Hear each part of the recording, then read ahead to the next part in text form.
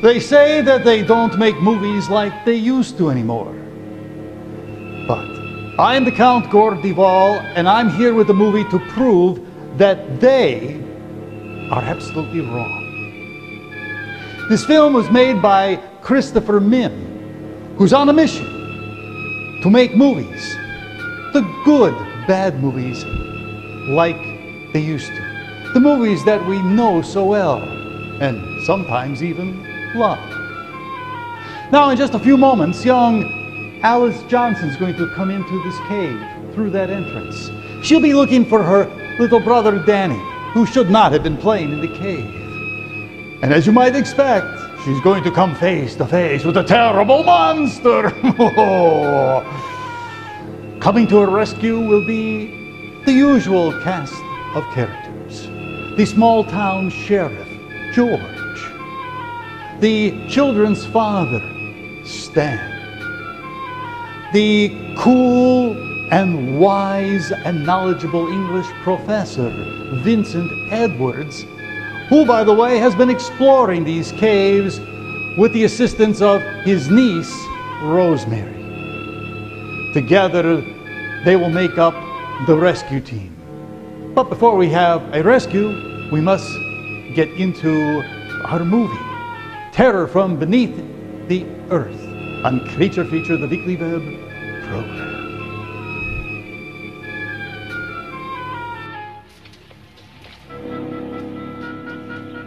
Danny?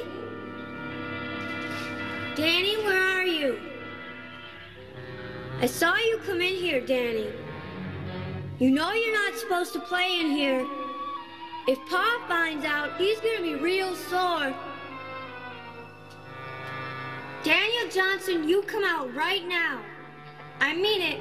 As your big sister and the closest thing you have to Mother, I order you to come out. Please? Danny? Please come out.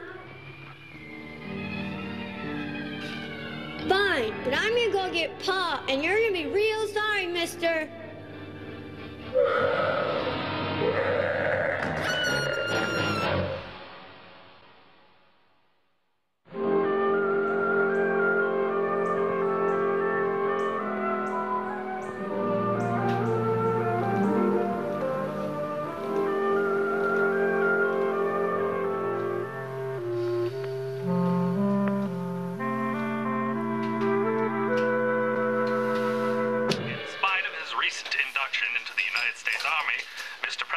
vows to continue his music and film careers.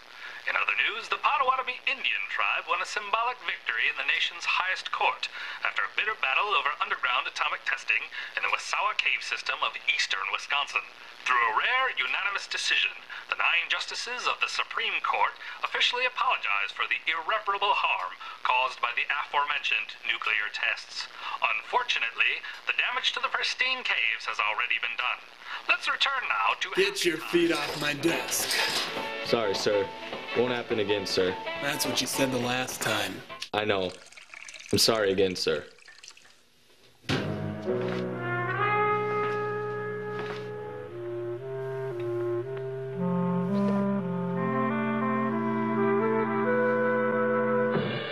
about it, Hayes. You think you're the first deputy to put his feet up on the big desk before his time? Pshaw. I remember one time old Sheriff Collins himself caught me sleeping at his desk. I think I had even less time on the job than you do right now. You should have seen that old goat. I had never before and never since seen a man's face turn that red. I'm surprised he didn't fire me. Right then and there. George! Stan? George, you gotta help me. Now calm down, Stan. What seems to be the problem? George, it's Alice and Danny. What about them, Stan? What's wrong with Alice and Danny? I can't find them. They should have been home from school hours ago. Did you ask around? Maybe they decided to go play at a neighbor's. Yes, I checked around, but no one's seen them. And even if they had gone and played at one of the neighbors, Alice would have known to be home in time for supper. They didn't show up, George. They didn't show up. Did you retrace their steps, their route home from school? Of course. They take the same way home every day from the schoolhouse. Through Yates's fields and then back through by the old mill. I walked it 3 times, there and back, yelling my head off. Did you go to the old mill? What about Cooper's barn? All of them, George, all of them. Even the old secret places we used to go, and nothing. Okay. I believe you. Look, I'll grab a couple of my men, have a look around, talk to some folks, and see if anyone's heard or seen anything. In the meantime, I need you to stay here. Now wait a minute there, George. I'm coming with. Stan, I need you to stay here and fill out a report with Deputy Hayes. You're too close to this, and I don't want you worrying any more than you need to. Got it? My men are professionals who know what they're doing. We'll find your kids. All right. But as soon as you hear anything, you come get me. You have my word.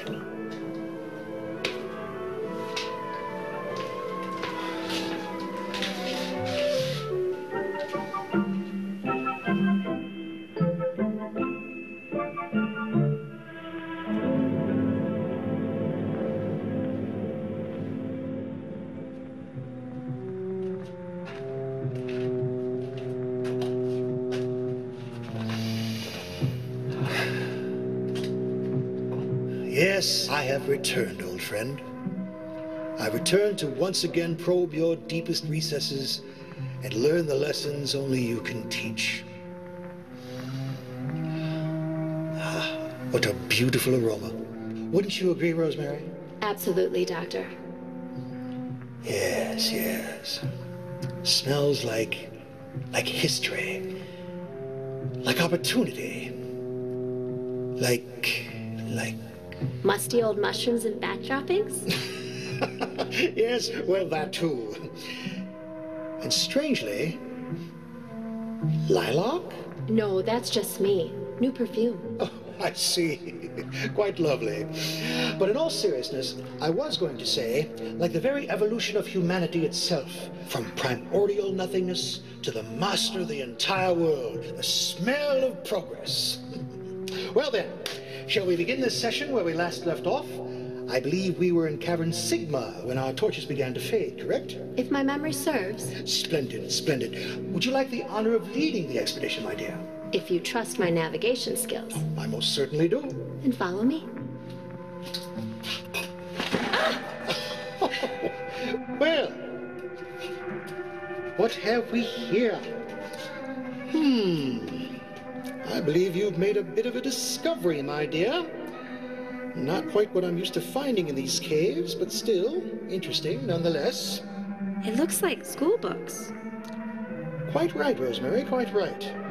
But to whom do they belong is the more interesting question. May I? But of course. It says they belong to someone named Alice Johnson. But why are they in here? I haven't the faintest. Perhaps a schoolyard prank. Or some young whippersnapper with a fancy for Miss Johnson hid them here in hopes of luring her into this most private of locations. Maybe, but look, footprints. And they look fresh. You're correct. Judging by the amount of guano covering them, I'd say they're quite recent, perhaps 6 to 8 hours old. There are 2 sets of them, and one is considerably smaller in size. Not only that, but they appear to enter, but they don't exit. Hello? Is anyone in here? This is a very dangerous place to be if you're not properly trained. What should we do? Well, since we're not properly equipped, we cannot mount a proper rescue operation alone. We shall pay a visit to the local police station and report this incident. If these children have been here for 6 hours or more, we shall have to move quickly.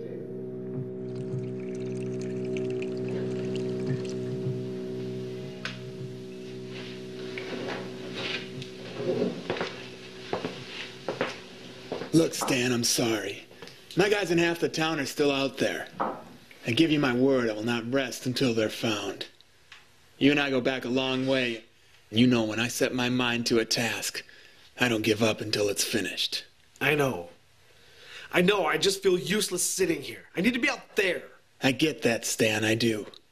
You know, if I was in your shoes and it was one of my kids missing, I'd want to be out there too. But you punched my deputy in the face. The questions he was asking are only standard. Nothing he asked was that out of line. That child you call a deputy was trying to blame my kid's disappearance on me. Ah, dang it, Stan. No, he wasn't, and you know it. You're just frustrated. And you're scared. You take that back right now before I bust you in the chops. Don't pull that tough guy routine on me. You just remember who you're talking to. Assaulting a police officer is a felony charge, Stan. I'll let USOC and Deputy Hayes go because of the situation. But if you want to push it and spend a night in lockup, then take your shot.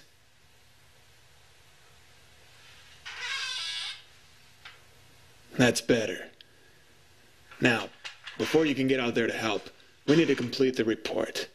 I'm going to finish asking the questions required by law. And when we're done, you can join the search party. Deal? Deal. Good. Where were you before you punched Hayes? Sheriff Elliott? Come in, Hayes. What is it, Hayes? There's some people here I think you should see. Okay, who? It's that English scientist and his assistant from the university. They said it was an emergency. Fine. Send them in. Yes, sir. You can go right in. Thank you, lad. Hello, Sheriff. It's a pleasure to meet you. My name is Dr. Vincent Edwards, and I'm here on a matter of great urgency. You see... What's that? Where'd you get those? We found them in the Wasawa Caves. Whose are they? Let me see. Stan. No, it's fine. Where'd you find this? In the mouth of the Wasawa Caves. Stan, wait. What is it? What did you see? They're Alice's, George. They're Alice's books. Where'd you say you found these? In the entranceway of the Wasawa Caves. Dang it! It was probably Danny. I told him not to go near those caves. He's always trying to go in there. Says he's looking for bugs. Bugs! Get a hold of yourself, Stan. Now we at least have a good idea where they are. Thank you, Doctor. You have no idea how helpful you've just been. But that's why we're here. This situation is far worse than you think. What does that mean? It means that if these children, your children, are lost somewhere in the Wasawa Cave system, they are in far more danger than you imagine. This situation could be quite grave. Grave? Grave how? The Wasawa Caves stretch for hundreds of miles, from as far as Phantom Lake all the way to the Deadlands. They are dark, unstable, confusing, and because of your government's recent experimentation, radioactive. Radioactive? Stan! Radioactive? Let go of him, Stan. Yes, radioactive. But there is hope. In small doses, the radiation level is mostly harmless. But by my estimations, they've already been in there for at least 6 to 8 hours. If they are not located within the next 72 hours, I fear the worst. We gotta find them, George. We gotta find them. And we will. We'll grab all my men and some of the more able-bodied townsfolk, and we'll go in there and get them out. No. What do you mean, no? As I said, the Wasawa Caves are extremely dangerous. If you send an inexperienced mob in there, pardon my impropriety, but you will lose far more than you will gain. I don't care. I'm going in there to get them out. I have to save my kids. They're all I have left. Sheriff, my assistant and I know the Wasawa Cave system better than any two persons alive. If you will allow me to share my expertise, I will gladly lead a small rescue party into the caves to locate the children. How small? The 4 people in this room, no more, no less. Fine. What do we need? Flashlights.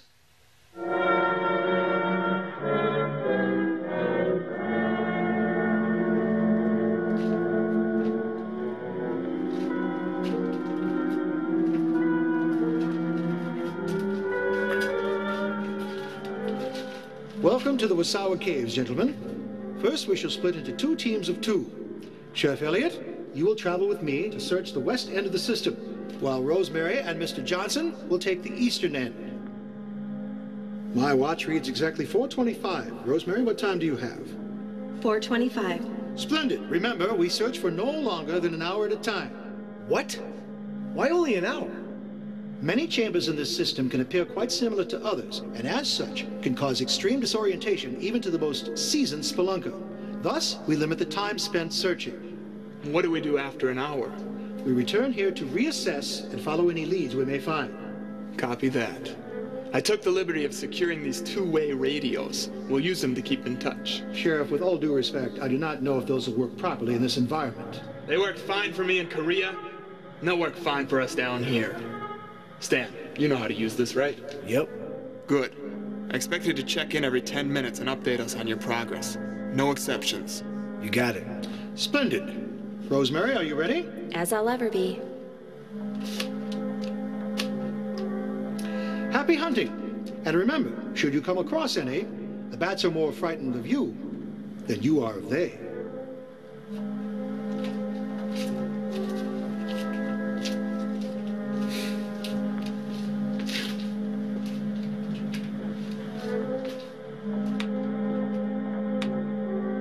Ready to go? Did he just say bats? Yes.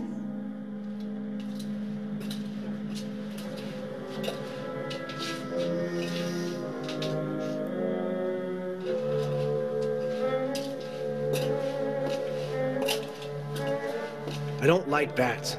Don't worry, they're harmless.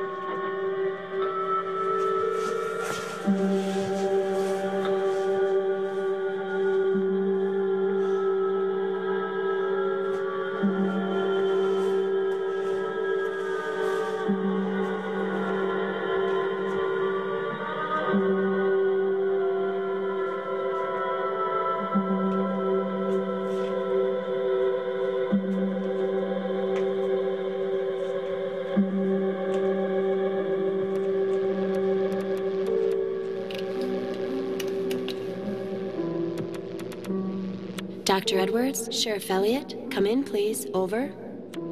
Hello, Rosemary. What can I do for you, my dear? Over.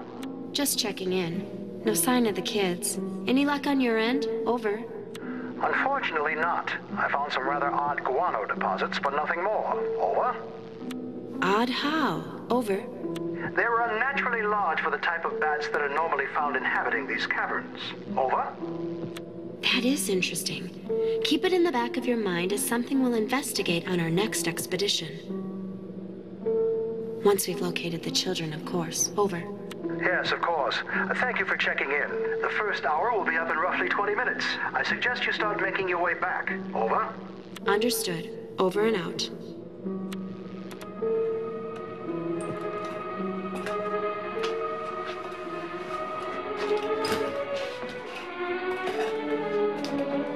How are you holding up? Honestly, not good. I'm sorry. I wish there was more I could do. You're doing all you can do. Which doesn't feel like all that much. Yeah, well, I appreciate it either way. Just feel like jumping out of my skin. I hate to admit it, but... Well, you're a woman, and you make me feel comfortable enough to say it, but... I'm scared. That I understand. Do you? Do you really? I'm sorry. It's just... my kids are all I have left of my wife. She was so beautiful, and Alice looks just like her. I'm sorry for your loss. Thanks. Well, if it makes you feel any better, I think I know how you feel. How's that? Well, I used to have someone, but he never came home. And you still wear your wedding ring? Well, we never had kids, so besides his old uniform, some medals, and a folded-up flag, it's all I have left. Life can be tough sometimes, can't it? It sure can. What was that? Sounded like bats. I hate bats. They sound awfully close. They sure do. We should head back. I think you're right. Wait. Wait for what?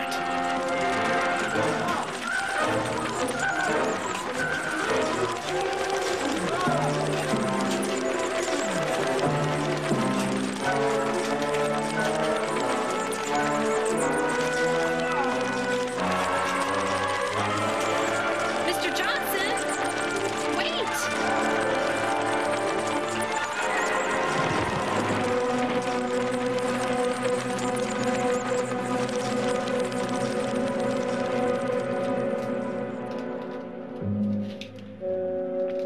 Something's wrong. I'm beginning to agree with you, Sheriff. We are now officially 45 minutes late. Okay then. No more waiting. We go look for them. Yes, we will do that. But first, let me try to raise them on the radio one more time. Go ahead. For all the good it'll do. Rosemary, please respond. Over. Mr. Johnson, please respond. Over. Please respond. I say, are you there? Over. Give it up, Doc. They're not gonna answer. Unfortunately, I must agree with you, Sheriff. Then let's go. George! George! Stan! Stan! What happened? Bats! Attacked by bats! Big ones! Good heavens. But where is Rosemary? Stan, where is Rosemary? There were too many of them. Stan? They were everywhere! Snap out of it, man!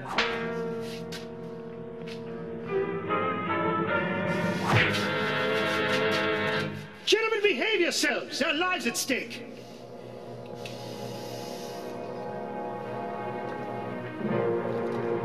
That's better. Now, we must focus on the task at hand. Mr. Johnson, where is Rosemary? I was trying to tell you before Mr. Long Arm of the Law decided to interrupt me. You were talking crazy, Stan. I was trying to explain before you backhanded me, you big girl. Well, maybe I should have knocked you into next week instead. Gentlemen, civility, please. This is not helping find either my colleague or your children.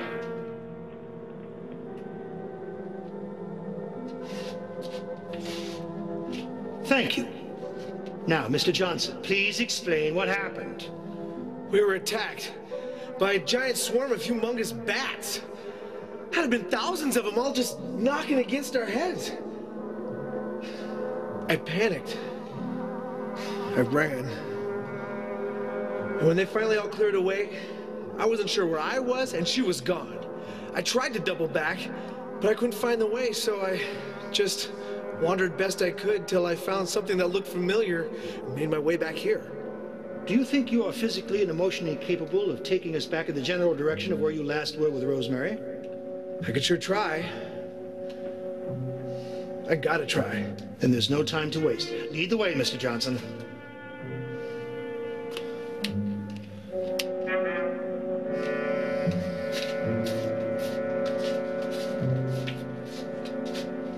To be fair, you did strike him rather hard.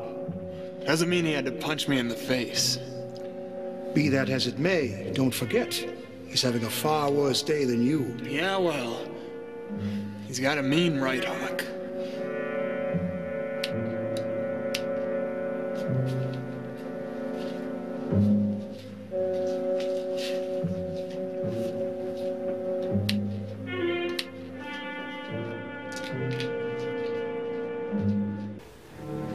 We're going to take a short break in our film to find out exactly where we're at. Recap it a little. What have we learned? Well, we have learned that this cave is a dangerous place. We now know that Alice, little Danny, and now Rosemary are missing. We know there's lots of bats in the cave. My kind of place.